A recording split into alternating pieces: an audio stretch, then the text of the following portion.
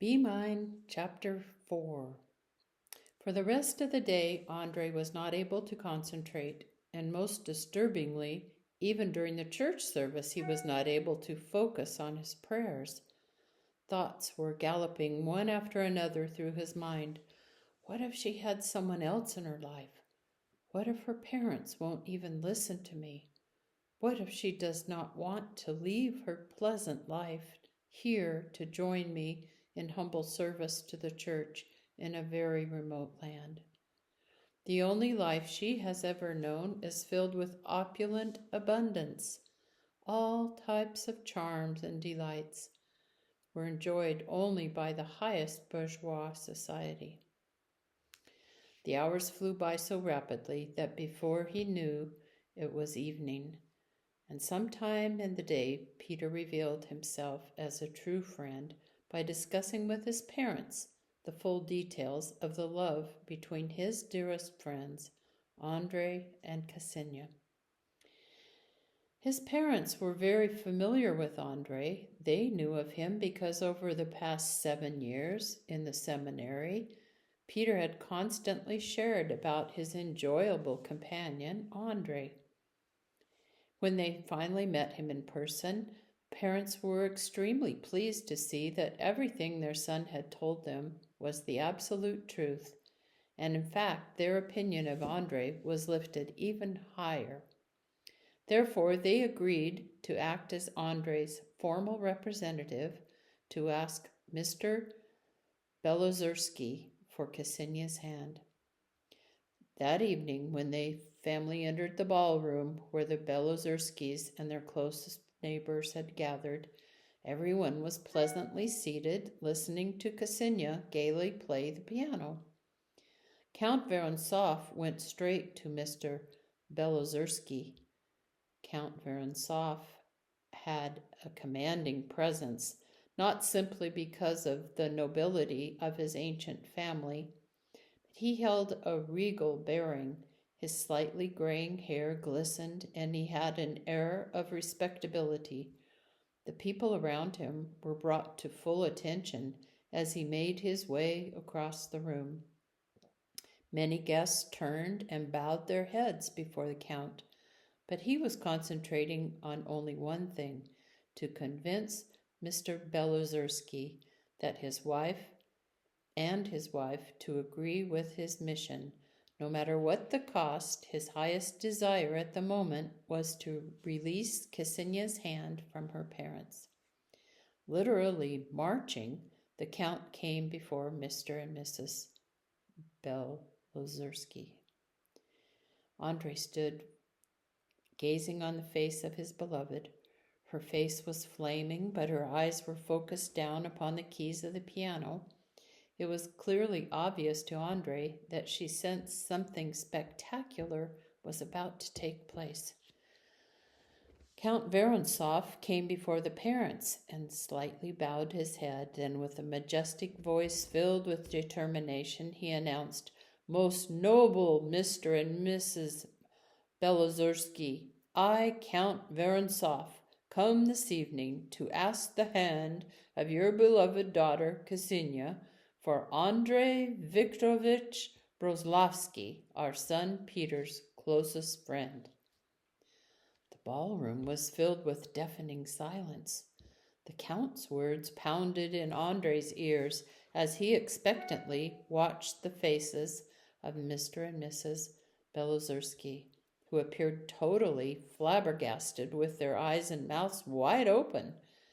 Seconds seemed like an eternity. But then a very pleasant laugh, like the tinkling of a small bell, broke the silence. It was Mrs. Belozersky. She turned to Kisineya, and with extreme tenderness in her voice called to her daughter, "Kisusha, my dear, decide. It is your future." "Venez-moi, ma chérie," her mother added intimately in French. Kisineya shyly blushed, and without looking up at anyone said, "I am here, Mama." Kisineya rose from the piano and came through the crowd surrounding her parents. She bowed elegantly before the Count and was still.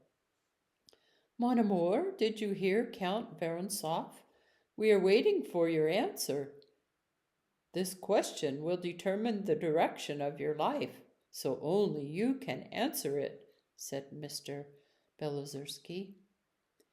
Without lifting her head, and in a very, very quiet voice, Kisineya said, Yes, Papa, I agree to join my hand and my life with Peter. Everyone began to clap. Kisineya's miraculous decision was immediately followed by exuberant applause, which totally took Andrei's breath away. He needed to respond with an equally momentous expression of acceptance. So with dignity, he bowed fully and repeatedly to express his overwhelming thankfulness, saying loudly, thank you, everyone, thank you. This is indeed the happiest day of my life. When they quieted, he turned to Kisineya and reached for her hand and caressed it tenderly and pressed her hand to his lips as he very softly spoke. My dearest, my love, thank you so much for consenting to join your life forever with mine. I agree again, my dearest, Kisineya whispered. Count Vorontsov took charge of the situation once again and began to address the crowd. I think this is a stupendous event. We extend our invitation to all of you to come next Saturday to our castle, where we will host the engagement ball in honor of Kisineya and Andrei. And if you will be so kind as to allow us, Mr. and Mrs. Belozersky, we would like to meet with you as soon as possible to discuss all of the wedding details. Andrei had not moved and continued to hold her most precious hands while thoughts whirled in his mind.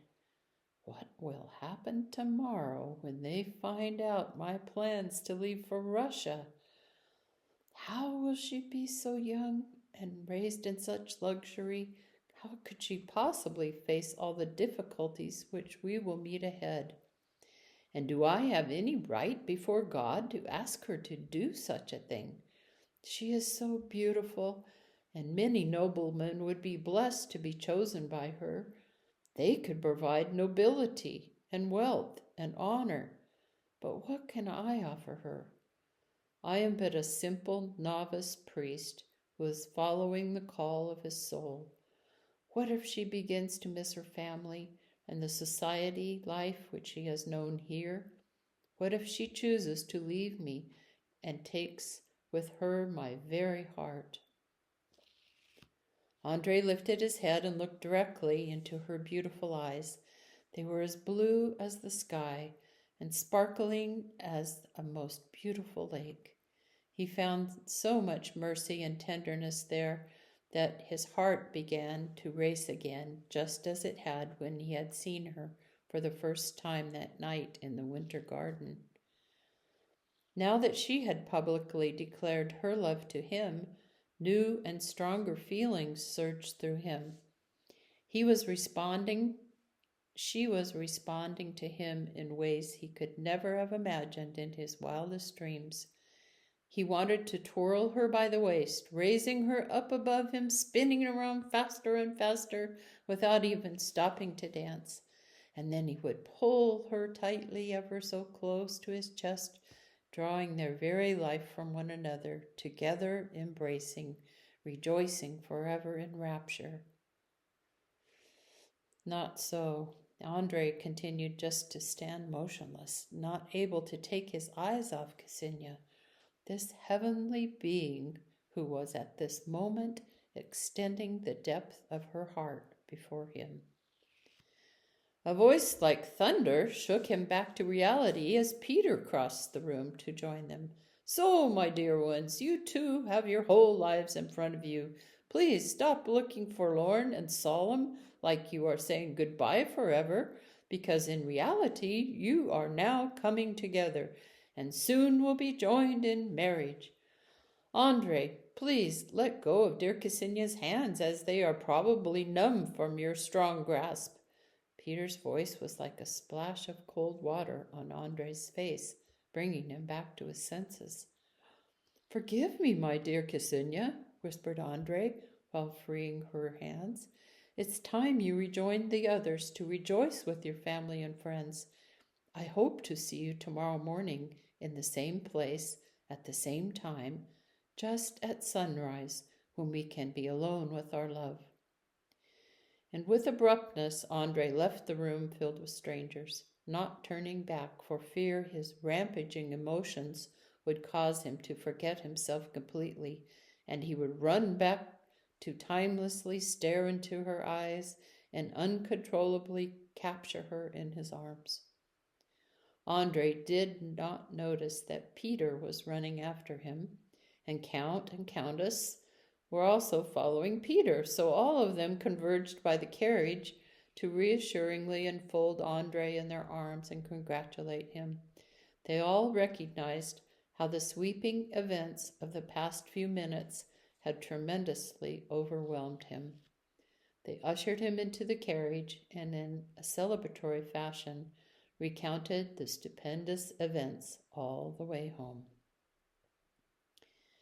In the morning, Andre woke very early and hurried along the familiar path to the lake. Deep in his heart, he hoped his beloved would be standing and waiting for him as before.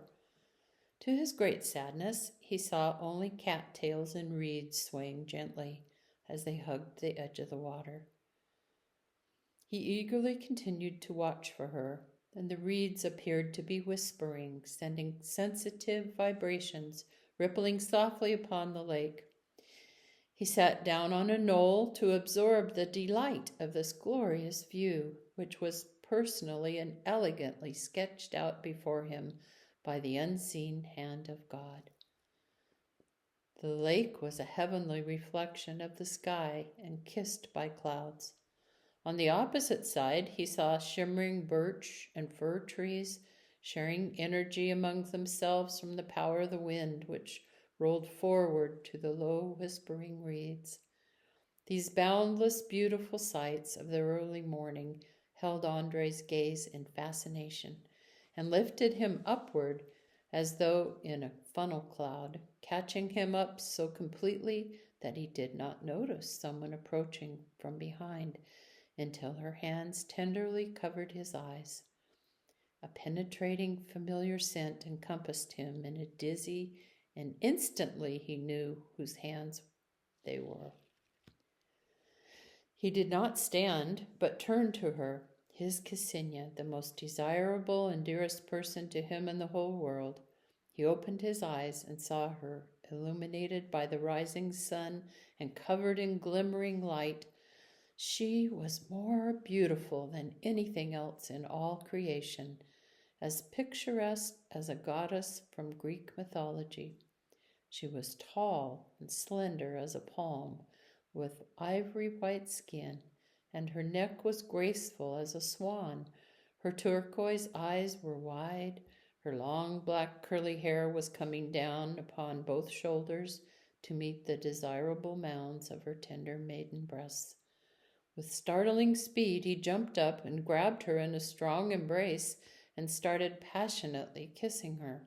His desire for her at this moment erupted explosively, and he was kissing her eyes, her forehead, her ears, her mouth, her neck, her chest, every part of her that was open before him.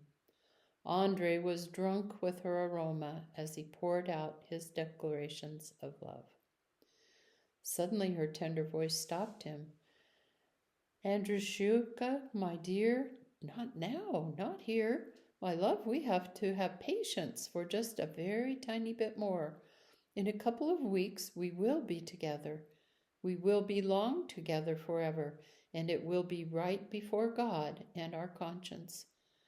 My parents talked with Father Seraphima last night to prepare for the ceremonial vows of eternal commitment next Sunday in church.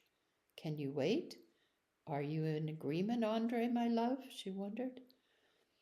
"Of course, my dearest. Forgive me for this moment of weakness.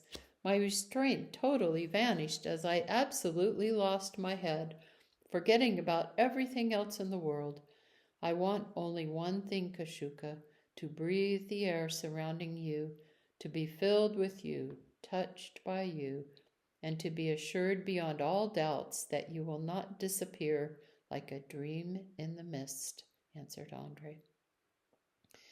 After this, they both became lost in deep thought, and with a slight uneasiness as they regained their composure.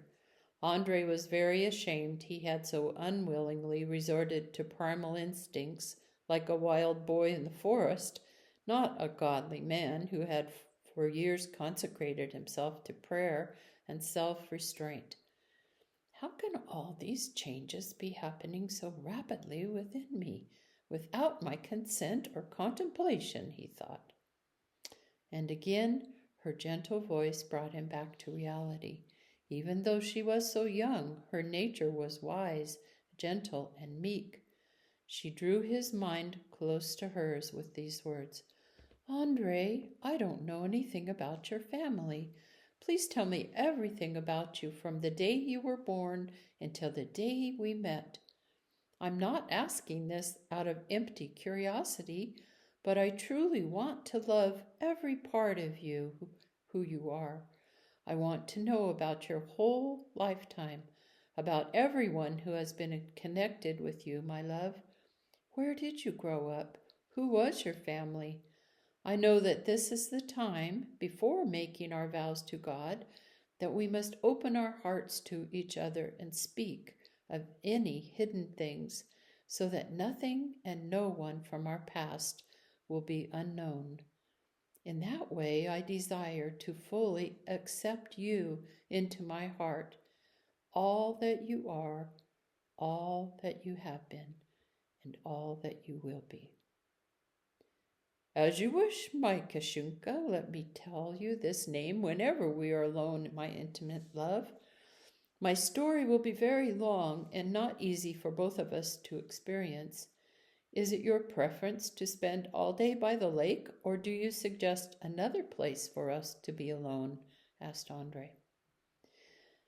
No, we will not spend the day here, as my mamma and papa will be very worried if I spend a lot of time in such a secluded place. If you agree, we can go to the formal gardens near Count Vorontsov's castle. They contain many beautiful places and gazebos where we can be alone. For dining, we shall return to our estate, answered Kisineya. Kashuka, can we eat breakfast with Peter before we go to the gardens?